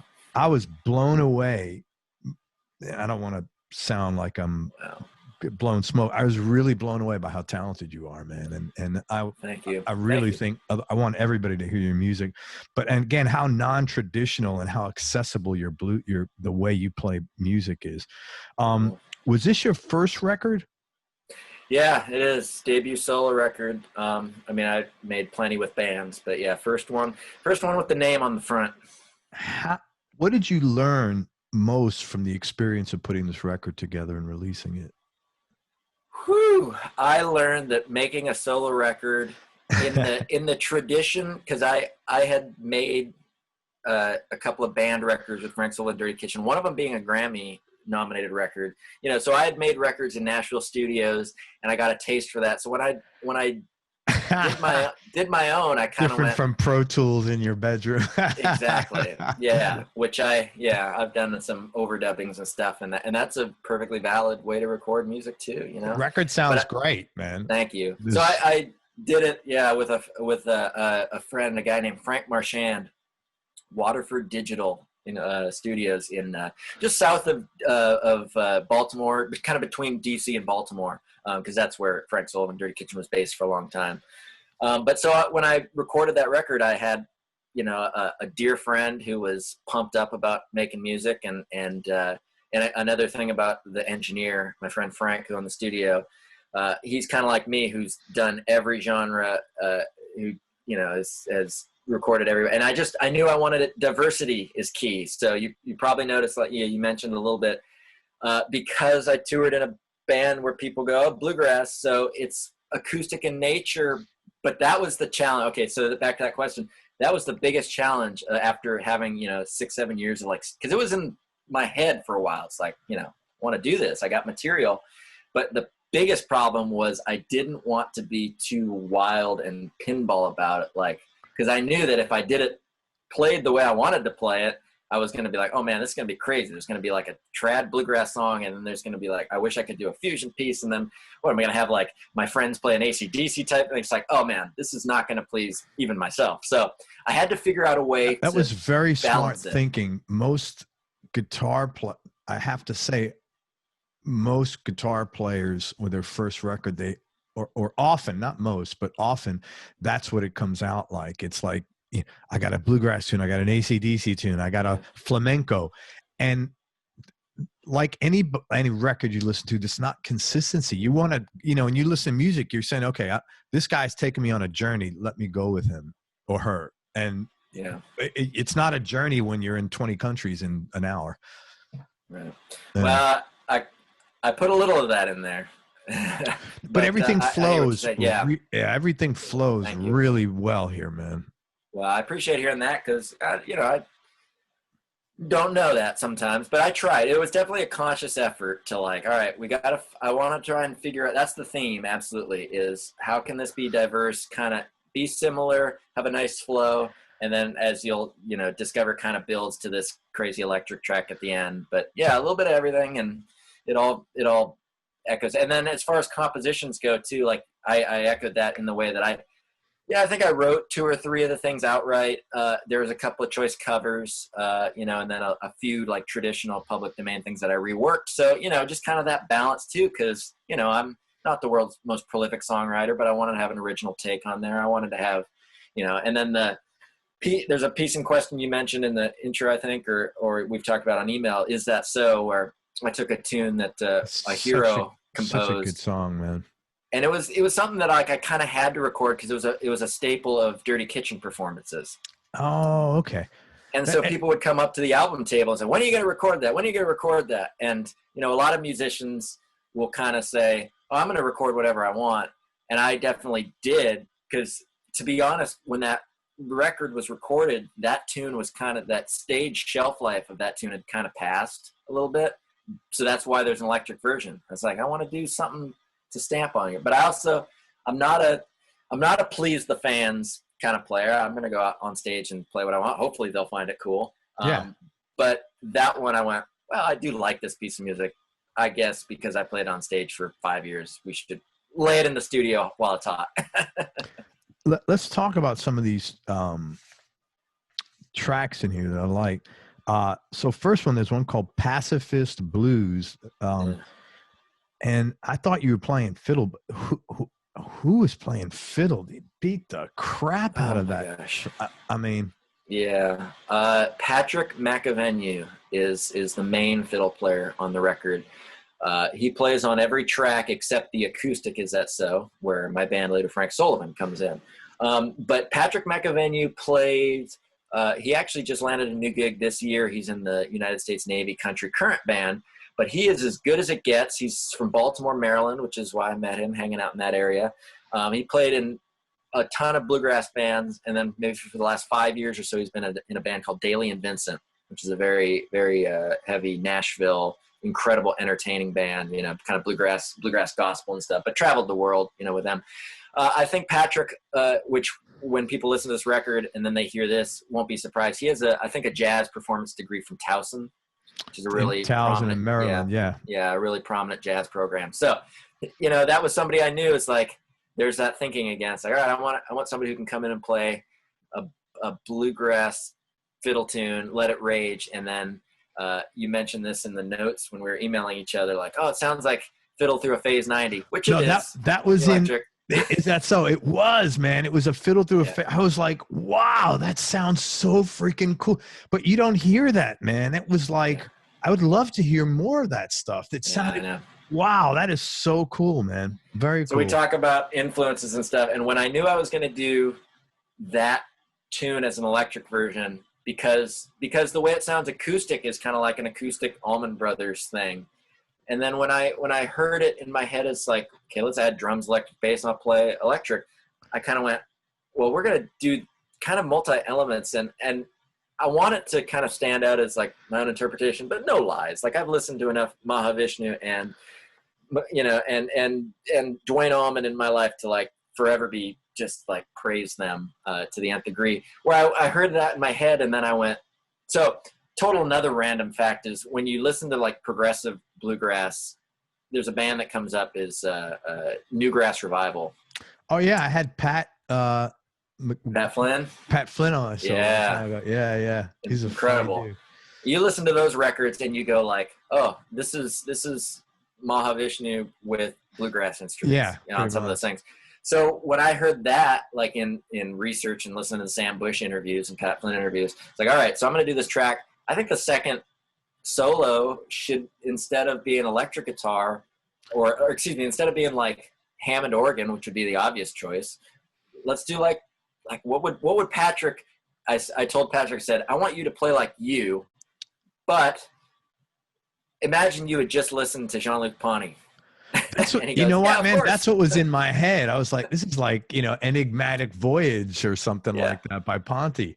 But I told him, I said, but I'm probably going to mention this to people later on, but we can't be too obvious about it, but they'll know, and that's what you get when I'm listening to like Newgrass Revival records. It's like, no, I hear them listening to prog jazz rock on the radio. So I'm being honest. It's who I am at that moment in time, Dude, that was such a good track. I mean, for the recording nerds, before I forget, that fiddle Phase 90, that was something, and I threw that out there. And as a kind of self-producer at the time, I asked Frank Marchand, the engineer, and I asked Patrick, I said, you guys do what you want. Here's my vision. What would you do if I instead I had the money, I hired Jean-Luc. So I hired Patrick. He says, whatever, let's do it. And Frank goes, Phase 90. So, which Phase 90 did you use? If you know. Oh, man. There's an MXR. There's a. Yeah, it was an orange MXR. Yep. Okay, all right. But cool. For the pedal nerds, my friend, that's another reason why having friends in low places, high places, as it were. My friend Frank Marchand is pedal and amp and guitar nerd too, so we can get into gear stuff. But it's probably a 70s MXR, one knob. That's my friend Frank Marchand. His favorite word is like, man, this pedal's one knob. How can you fuck it up? Yeah, I agree with him. I'm like that, man. I need one knob. It's nice and simple. So Patrick says, oh, I know how we can screw it up. Let's do this. So he goes, I'm going to take the solo, because he did overdub this, but I'm going to take the solo one pass all the way through. He did a couple of takes, but that solo is not overdubbed in sections. It's one pass. It's stupid good. It's such a good solo, man. He says, I'm going to take this solo. I'm going to start off. We'll set the knob halfway or below halfway. And then at one point, I'm just going to look at you. And then, Chris, I just want you to turn it. Oh, that's so cool. So that's a fun one where I'm sitting there like, he's plugged in. He's just raging through the monitors. And then he just looks. I remember him like his eyes are closed and he's doing the looking into the air, channeling God. And then he just looks at me, eyes open, and I go, oh. And then I start moving this knob, and it's fun, like that's the creative process, I have never heard a fiddle sound. I mean, it was just, the whole track was awesome. And then you have like a polka on there. Say it. I don't want to screw it up. Yeah, Hidus Janopia Polska. So here's where we'll get super stupid nerdy. It sounds like polka, but it's got an S in there, Polska. And that's just summed up as a very, very old traditional folk dance from Sweden originally, via you can go 400 years back into fiddling tradition, but it's folk music, fiddling tradition, which is also another part of my musicality. I spent a lot of time with different ethnic folk musics from around the world, and mostly European, Eastern European, and I studied some of that stuff. And of course, like the Eastern European folk music stuff leaves its mark on prog rock and prog jazz and odd timing and stuff. So it's all interconnected. This was in 3/4, but it was, it was really, because most polkas are in 3/4, and I'm like, I had to go listen. I had to track with it 2 or 3 times to get it, because it's not. It's 3/4, but it's not a waltz. Yes. So polka is 2/4. Yes, thank you. And polska is 3/4, but it's not a waltz. So the emphasis is on 1, 3, 1, 2. Yeah, 3, 1. and it took a while for me to like click in with that, but it was great, man. Well, in the way that so polska is a very funny thing. It's a traditional. It's a different dance. In that area of the world, waltzes, polkas, and then polska. But polska is funny. So in the way that university level jazz scholars and young musicians are always like, okay, here's a jazz standard, but I'm going to do it in 7/4. I'm going to try and do, we're always looking for ways outside of the box. So all of the uber talented folk musicians, some of them I've become friends with, that are from like Finland and Sweden, that are all in the last, they're 30 now, but 10 years ago they were Ali Soikali? Oh, jazz guitar player? Yeah, from Finland. Yeah. Oh my gosh. Yes. He was living in the city for a couple of years. I think so. Yeah, he's a beast. I met him personally once. Yeah. Great player. Yeah. Yeah. Well, with polska, it became this thing where like the modern composers realized they could take the old beat, because it's different. Like people, I'll tell people to go check it out, Polska, but it's different. So they realized they could compose modern tunes and then do jazz and improvising, but it's just a rhythmic feel. It's kind of an odd time. It's not an odd time signature, but it's an odd emphasis. Yes. So, very popular with young, kind of university level folk and jazz, kind of folk jazz, prog jazz, And so anyway, I got into that. And because I play a lot of ethnic folk music as a kid and stuff, I wanted to have that on the record. And I knew that was going to be kind of one of the odder tracks.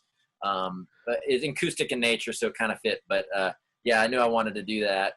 And in the tradition of, now I'm getting into really old folk music tradition, they always played it fast, or excuse me, a slow one, kind of a ballad version, and a fast one.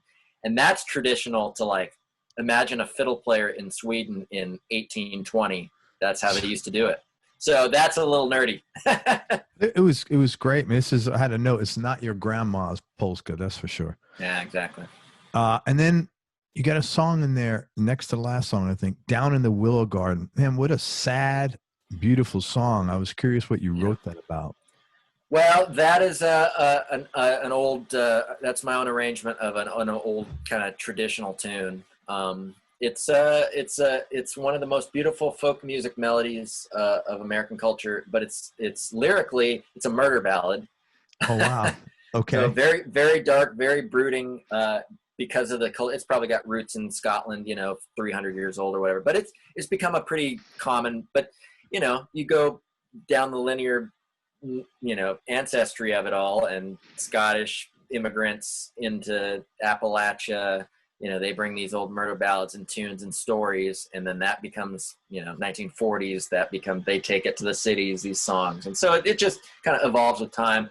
But it's kind of a common thing, but another one that I performed a lot on solo concerts, and I thought I should lay this on tape while it's kind of in my hands and ears.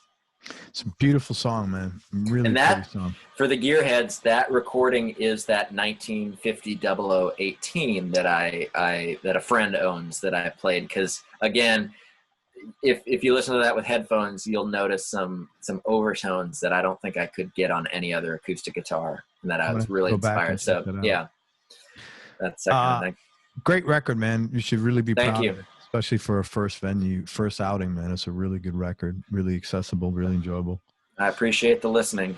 Yeah, man. I've got most of the songs at 5 stars. It'll be in my rotation. Tell me your top 3 Desert Island discs in no particular order and just for right now. Oh my gosh. Well, I have been on a huge Mark Knopfler kick this year.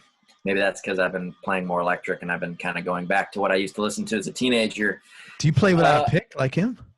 I've been learning to. It's not. I kind of go with I still have because on the acoustic guitar, I got to use a flat pick the whole time.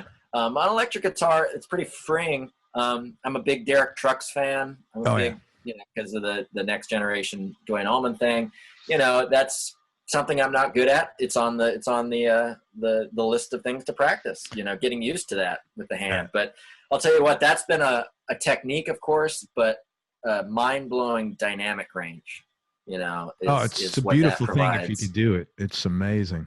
Right. So I don't know. I know. Like my desert. To be honest, Craig, like I'm getting back into the electric guitar after a 10-year hiatus. So now I'm name checking all these things that electric guitar players. I go, I've been listening to this for 30 years. What are you doing, kid? That's funny. Well, Knopfler's a great. Yeah. He's an incredible artist, I don't know. Incredible songwriter. Desert Island. I think what's that second record? Communique. Is that how you say it? Communique? Yeah, Communique. Oh my gosh, that's probably the one. If I listen to those first 5 or 6 albums, like, okay, you tell me you can only have one. What do you call it's on there? My Investigation. What is it called? Private. Yeah, it's a great song, man. It's a long song. I can't get past Lady Rider. Who can? Great song. Great song, man. But there's just and I think people realize where I'm coming from. It's like different grooves, very rootsy chord progressions, but because the dynamic range is there, that's, as me as a listener, that's where I'm going to. So I've been on that kind of kick. My all-time, like, Desert Island as a kid, like being moved to emotional, like distressed because I love the music so much. The Live at the Fillmore East, Allman Brothers, like just give me one forever because it's everything. You know, it's blues, it's jazz, it's beautiful. So that, you know, that's the obvious one.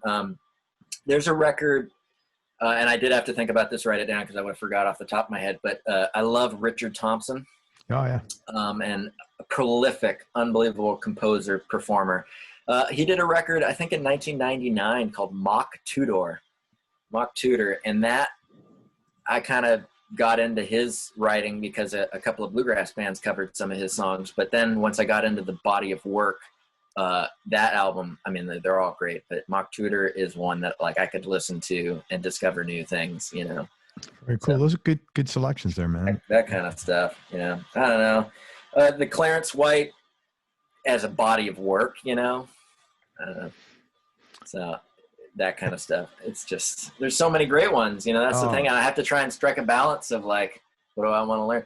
And then I'll probably go with the wild card, like, I guess it's not Desert Island anymore. Now we're just talking guitar players. I've been kind of on a Lukather kick. Okay, that's interesting. Been kind of on a Steve Lukather thing. Maybe because since I did get, you know, release my own record and I, you know, people will always, that's a very common interview question. What's your big regret? Blah, blah, blah. And like, I mean, I don't regret, but I do miss the fact that, you know, I was born when I was born and I learned to play when I learned how to play. I kind of wish if I could only go back to one time, is like the time when you could make a studio record, you know, and get to think about things. Cause I'm very proud of the albums that I'm on with Frank Solivan Dirty Kitchen. And, you know, as we, talking about my solo record, as we were laying that down, the core band was the bass player, Dan Eubanks, who's incredible. And he's in Nashville, right? He is Nashville, yeah. Yeah, I know his name. Yeah. Yeah, just incredible. But we were talking about it, like, you know, and we were geeking out. And, you know, the other reason that I use the engineer Frank Marchand in his studios, he's got rock and roll posters everywhere and gear. It's like, once you get into the world of touring, like I've been in a few corporate studios and they're fine. They sound great, really fun. I'm always a little bit disappointed when I walk in and see an award on the shelf, but not like Dark Side of the Moon, like a torn copy, you know, like it's a different world. I know it's all about, you know, I know. Right. I understand, man. So like, that's just something I love. That's why some of the music on that record feels special to me, as we were thinking about records where people were having a good time. Like we weren't sitting there wasting time, you know. Sorry, everybody who wanted to hear the story of us sitting around getting wasted, you know, and waking up at 4 and recording. We didn't do that, but like we found a middle ground. That's good. But that idea, because I mentioned earlier about like, kind of been in this weird scenario where I'm listening to kind of some studio guitar players, you know, and maybe another Desert Island record for me is like pick any Steely Dan record. You know, just because they had, maybe some, you know, guitar players or musicians might say, hey, Chris, that was a little overthought. Okay, maybe. But I kind of dig like the idea, like just the idea that some people went in, you know, and I'm a big Pink Floyd fan and, you know, all these things where like, I like the balance because I'll listen to the Allman Brothers and Hendrix and these bands where, and like as a teenager, loved the Ramones. Hit the button, we're going for it. Whatever's on tape is good.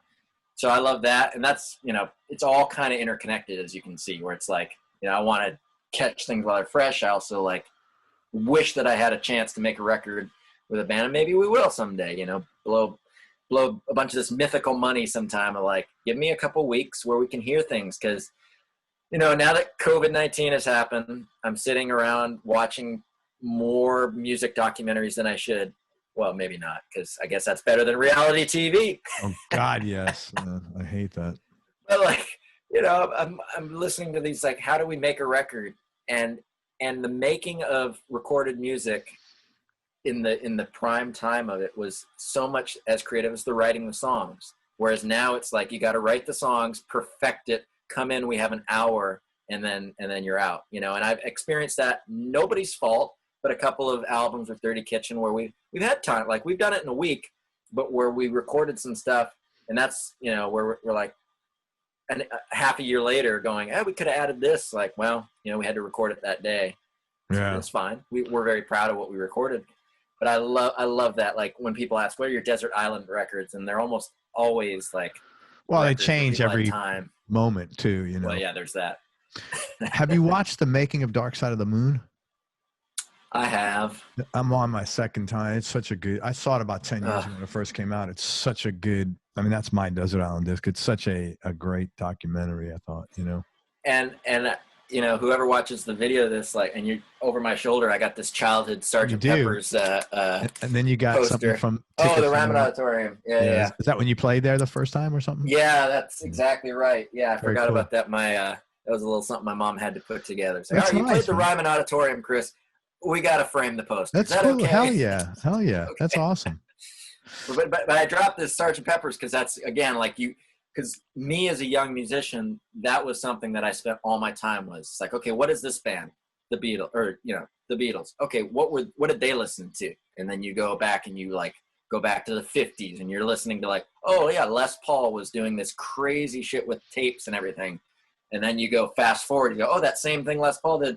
Now they're doing it, Pink Floyd on the wall. You know, it's like. Well, that was the amazing part of that documentary when they showed you everything they did in the studio. And like you said, that was part of the creative process. That wouldn't have happened if they didn't have that time. Yeah, exactly. Really good. So what I'm you know, I have again to say thank you for listening to my record and picking up on some of these things that I did, you know, and I kind of want to toot my own horn and make sure that people know that I kind of did allow extra time to let some things happen, you know. Dude, and I'm glad I did. I'm really glad I did. It's a really good record, man. And especially since it's your first record, I thought you did a yeoman's job, and it sounds great, man. Honestly, really did. Thanks, man. Appreciate it. Favorite New York City food, man? Whatever's open at 4 a.m. Oh. Everything is open at 4 a.m. Yeah, exactly. Well, that's exactly my point. Like that became my standard, you know, because you tell when we're out on the road touring, people are saying, well, what you're from Seattle. What do you like there? And then, you know, you tell them. And then I started hanging out in New York. And of course, New York is an interesting place. Like everybody's got a New York story, whether they're from there or not, you know, and I kind of like that about it. I don't know. I mean, I've got I'm trying to think of if I have to think immediately off the top of my head, because you can get everything, but there is a deli not far from Mona's that does like a Vietnamese inspired sandwich. So okay. It's kind of a typical sandwich, but it's like a pho sandwich. And that's something I'm not going to find. Like, and it's different than the sandwich connoisseur guitar players will say, isn't that a banh mi? But it's not. That's so funny. So, okay, so I've got that. But we've all got our favorite pizza joint. And, you know, I to be honest, Craig, because when I was touring, I wasn't there long enough at a time. Like I might be there for 2 weeks, and I actually cooked for myself a lot more when I finally started living in my house in Brooklyn. That was the first thing. So that's back to what we talked about a little while ago. Like when you're couch surfing, it's awesome that your friend says, here, play my 37D28. It's a little harder to like walk into their kitchen and go, all right, I'm cooking in your kitchen now. Yeah. When I got a kitchen back, I kind of like stopped, and because I'm touring all the time, not eating out. That being said, don't get me wrong, being in New York City and being specifically in where we're at in Brooklyn, like, yeah, at some point I do kind of go, oh man, I really should go get the burrito. No, not that burrito, the burrito. You know? Yeah, man, totally. Happiest time or happiest moment in your life, Chris? Oh, I mean, I don't know. It's one of those things where like, I think, oh, I mean, okay, there's a funny answer and a real answer. And the real answer is it's hard to pin down because I mean, I'm very happy that I get to do what I love to do in life, you know, and that's, you know, it's a hobby, it's a living, it's a passion. It's kind of all that, you know, music. Every time I think of how supportive my parents are, that they were kind of like, go do this. And it's like, you know, a lot of guitar players have that story of, yeah, I told, you know, my parents I'm going to go play gigs for a living, and they all go, oh, you got to go back to college, blah, blah, blah. My parents didn't have that at all. They're like, okay, when's the gig we can come to? That's awesome. And, you know, when I think of that, like that's a collective moment. So that's like big. But that's actually the number one thing that guitar players have in common. I would say close to 99% of them had supportive parents. Yeah. Of successful players. Yeah, really happy. It makes a huge difference, I think. Yeah, it comes down to that. I mean, at one singular moment, I don't know, little things that are really happy. We walked out on stage at the Telluride Bluegrass Festival, which is that's cool. The big one as far as that big festival thing, you know, and it's not a strict bluegrass festival. It's pretty lenient, but like we were on stage in the middle of the day and the headliner Steve Winwood, and it's like mind blowing at the end of the night, and to be part of that lineup and to walk out on stage and feel like we get to do what we're doing and there's some recognition. So it's kind of a break, kind of a happy moment. And maybe it'll sound stupid, but like every time you just open that case to play the guitar, you kind of just go, hey, everybody loves guitar. I love guitar. Doesn't sound stupid at all. Pretty happy with it. So I don't know. I'm a kind of not toxically happy because, you know, life's full of ups and downs and bumps and bruises. And boy, 2020 sure delivers for a lot of my musician friends and myself. But yeah, just trying to. You sound pretty grateful. Yeah, definitely. Do you have any, I'll ask you that question, any hobbies or interests outside of music? This year, I've definitely realized how much I love biking. I'm not like into the biking culture, you know, so to speak. I know some musicians that are. They'll talk about their Cannondale just like their old Fender tube amp, you know. But I was in New York all summer, so you got these beautiful days. And city biking, you know, I know some people that know. Oh, dude, that's insane. I'll pass insane. On that. I am very defensive. Obviously, I make my living with my hands and fingers. So, you know, a bike accident's not part of the equation. So I take a lot of side streets, but that's some of the magic around New York City. Is you get on side streets and you know, urban or kind of like residential Brooklyn and Queens, you know, and see people day to day living their lives. Like I saw some really cool stuff. And then like maybe you listen to some of those Steely Dan songs or whatever, and lyrically they're just painting these broad pictures of New York City or LA or whatever. And like, I love that, to be able to get out and bike around neighborhoods where you're like, oh, I see songs that are about people living their lives, and to see these people living their lives is kind of cool. So I don't know, I've been outside when I was on the road more, a lot of, like, I wouldn't call it hiking, so to speak, like a lot of nature walks. So if we're touring Colorado, like I'm out of the hotel, get in the rental car, go an hour out of town and like hike before a gig. Like that was big. That's cool. Got to do that kind of stuff. But that's it. I mean, see, you know, it's funny as you're saying that, because I'm from New York City, right? I'm like, if I'm going an hour out of town, I have a firearm with me because I don't, you know, it's most people like, oh, it's nice and peaceful and serenity. That I enjoy that, but safety wise, I need people. It's a very weird, and I'm still like, you know, I still lock the doors, and my wife's always like, you know, I don't lock it if I go get the mail, but like if I walk the dog or something, she's like, why you lock the door? I'm like, hey man, I don't know. She goes, but this is a safe area. I'm like, you never get hit by the bus you saw coming, right? Exactly. And she's just used to me, but it's just like this. What happened? You grew up in the Bronx. You're like fucking locking doors, man. You're not leaving anything open. Well, I will. I'll ask you then. Bronx in what? Sorry to date it, but what era were you in the Bronx growing up? I grew up in the 70s. I'm 57, so I was born in 63. So that was when New York was at its absolute worst in the mid 70s from a crime standpoint, from a financial standpoint. So it was really rough there. It was not, you know. Right.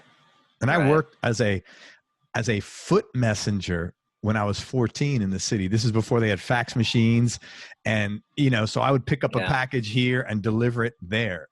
That was so I did that in the summers.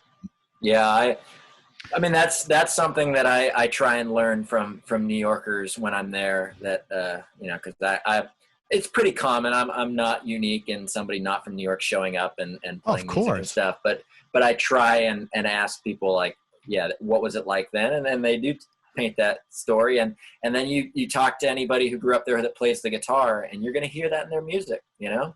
And like the first thing I think of is you're talking Bronx in the 70s. man, there's some great documentaries about hip hop and beatboxing and things. And like, to be a musician and to appreciate some of that stuff. Oh my gosh, the arts and culture of that. And yeah, there's some people that of course, when you tour in the last few years, and I mentioned, I'm hanging out in New York now, and I'll be in California, I'll be in the Bay Area, or I'll be in North Carolina. And you always meet people that are from there, Oh, that's included, cool. Where they say, oh yeah, I remember being there. Let me tell you how it was, It's just if it comes up, but everything's, I don't like to talk about the past, but it was an education. You had to be pretty aware because it wasn't that safe, and it was crack vials all over the places. I remember I was walking down 42nd Street one day. I got off the bus to go to my job in the summertime. I was 14, and I saw this woman got her chain snatched right in front of me. I was like, holy shit. It was like, wow, this is a big fucking scary world here, man. I got to be really on top of my shit. Yeah. So, no, that's New York. I mean, that was now. It's now. not. Yeah, no, exactly. It's not, we go back once a year usually, but it's really nice now, man. It's pretty chilled out. Of course, you got to use common sense no matter where you are, but it's good. Yeah, and it's funny to listen to the people who lament that. Man, it used to be cool. Well, it's funny. There's a bunch. I'm on some Facebook groups that have old pictures of New York, and I miss all the grittiness, and I miss the character but I don't miss the crime. I don't miss like walking down the street. There was prostitutes all over and pimps beating the crap out of them. That I didn't enjoy that one little bit, and I certainly wouldn't want to take my wife to a place that has that today. So, they talk about the Disneyfication. Yeah, I don't like that, but I just don't walk down around there. Well, I'm happy to say, as much as I spend time there, you can find everything you're looking for depending on where you go for it. Yeah, so absolutely. It's people that need what they need will find it. But which is what we're proud of it. Like our regular gig at Mona's. Like, you're gonna walk in and it's gonna be bluegrass, but people go, bluegrass in New York, and you go, well, in the 50s there were people living here that brought it with them, so we're presenting that. And then you've got that mixed with the these are all pro bluegrass musicians hanging out in New York playing and not vibing each other, but looking to really play, and that's exciting. So that's part of that. Just New York. Yeah. I'm going to go there next time I'm in the city. I'd never heard of that place, so I'm definitely going to go there. And we usually stay in the square, so it's like a 5-minute walk. Yep. Man. Best advice you've ever been given, Chris, and who gave it to you?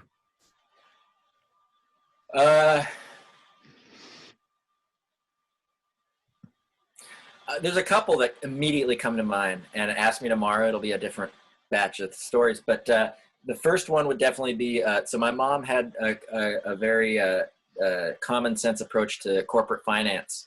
And she kind of so that band Northern Departure we were talking about, I actually kind of pseudo-managed, even though I only knew what a manager was via biographies, okay, this guy's in it. But I actually kept the books for a band. So we would get paid at the end of the night.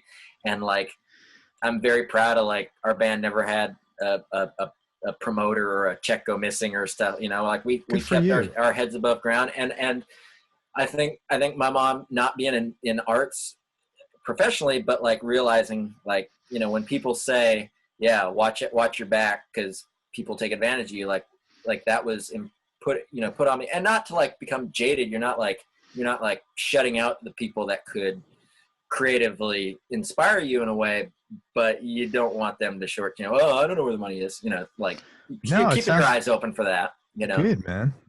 So was that sense of financial responsibility. That was big in a professional creative, scenario. And then musically, a bunch of people probably told me, I kind of always think of my bandmate, Mike Munford, basically saying that even if you're on a shit gig, find something you can learn from it musically, or even personally, professionally, and his meaning for that, because he played all these dive bar gigs in Baltimore, DC, night after night, where the audiences didn't give a shit at the bar about the band. So the band is kind of what are we in this for? But that's when you have this chance to really let your creative juices flow. And it's not it's a little bit practicing on stage, but in a way that you're maybe challenging yourself on stage, because I'm not going to walk out on stage at Telluride and play 100 new licks because I'm going to crash and burn. Right. But when I know that I'm, in a scenario where I can try some things, that's always a good place to do that. And that, that was impressed upon me. And then kind of tied into that was when he would say, take every gig within reason, like, don't take 100 gigs that are not paying, but if you got a few, and you can make it, it's better to be playing than not, Yeah, you had said that earlier. I think that makes real good sense. And last question, and you might have said it already, but most important lesson life or your business has taught you so far? Oh,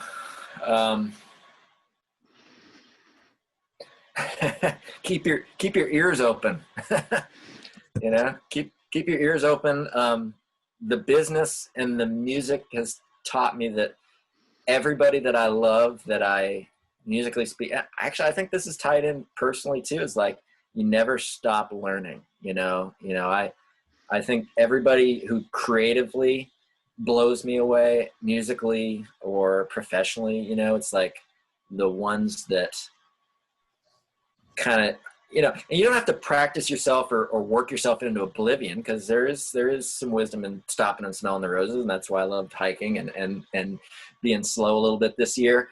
But yeah, kind of just trying to challenge yourself to present things in a new way. And that's, I think I've also, musically speaking, for the music folks, like, why I love, like, I actually don't have any songs in our band or even that I play personally that I hate. Like, if there's a song maybe that I'm not playing as much, when I do play it, I'll try and play it in a new way and try and reframe it. And, just always looking for new ways to play things. And, personally in life, I don't know, sometimes we'll get too philosophical or not enough, but I don't know, just trying to be calm. I've learned that this year, like, where I get my, blood pressure boiling at moments when it shouldn't. And it's, oh yeah, chill out. Yeah, man.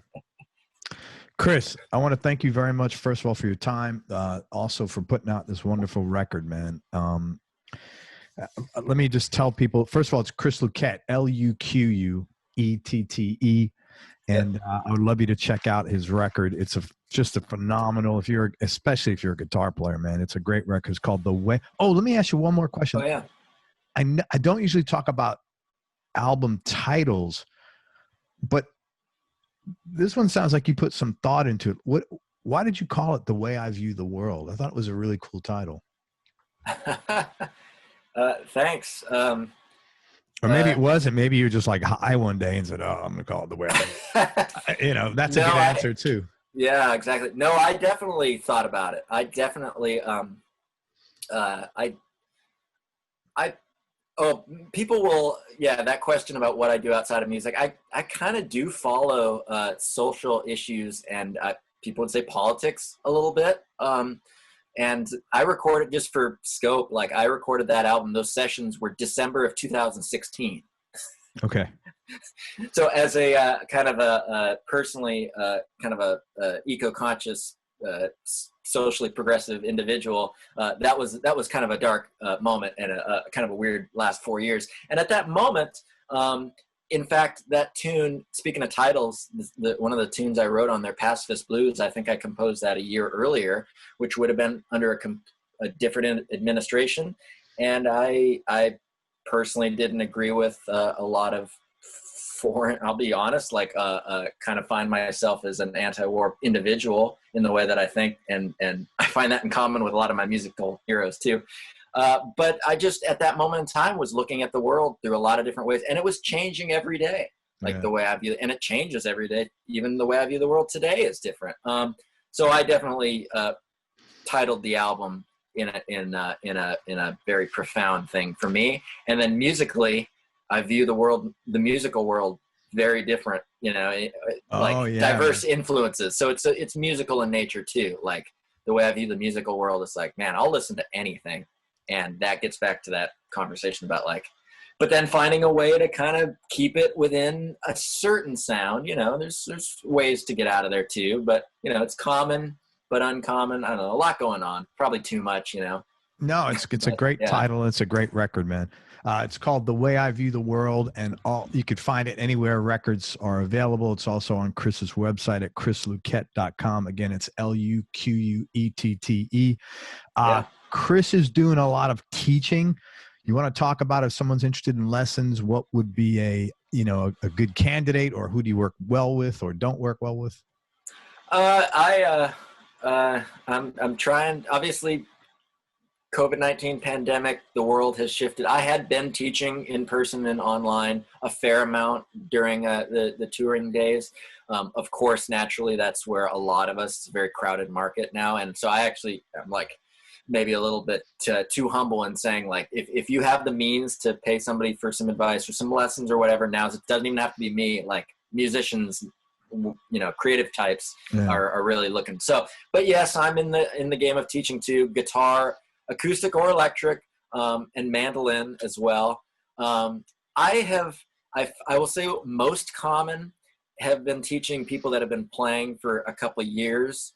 That ties into a question earlier about a very big moment of happiness throughout the years. I've been asked to teach at workshops a lot, at music camps and bluegrass festivals and stuff.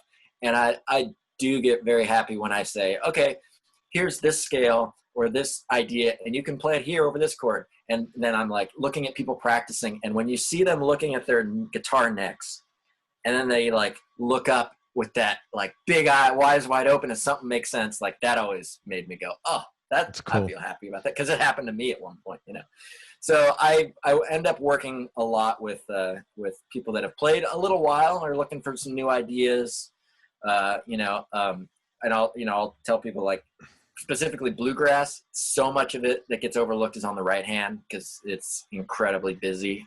So love talking about that kind of stuff. But I've talked with more advanced players who maybe I could take lessons with that are just asking for my opinion on what to kind of look from something from a new angle, down to maybe you love old guitars but don't quite know your G chord yet. We'll talk about that too. It's all good. Right.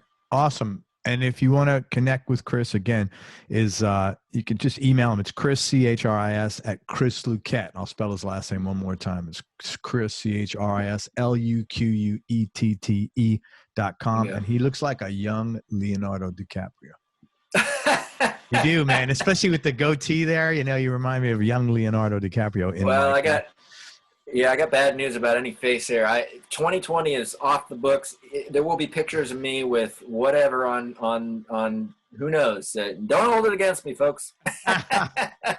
Hey, man, thank you for everything. I'm really excited to see your career blossom, man. You're a super talented young guy, and you got a lot of stuff going for you. So I'm sure at some point in time down the road, you'll be back on the show again. So cool. Wow, I appreciate it, Craig. Thanks for the work you're doing, man. These are fun stories, and I'm sure you're learning a lot about how musicians love talking about it. I'm just learning a lot about everything, man. So thank you. Everybody, thank you so much for listening. If you enjoyed this, please share it on your social media channels. We appreciate your support. Thanks very much to Chris Luquette. Again, if you want to connect with him, go to his website at chrisluquette.com. And most important, man, remember that happiness is a choice. So choose wisely. Be nice, go play your guitar, and have fun. Until next time, peace and love, everybody. I am out. Chris, thank you for everything.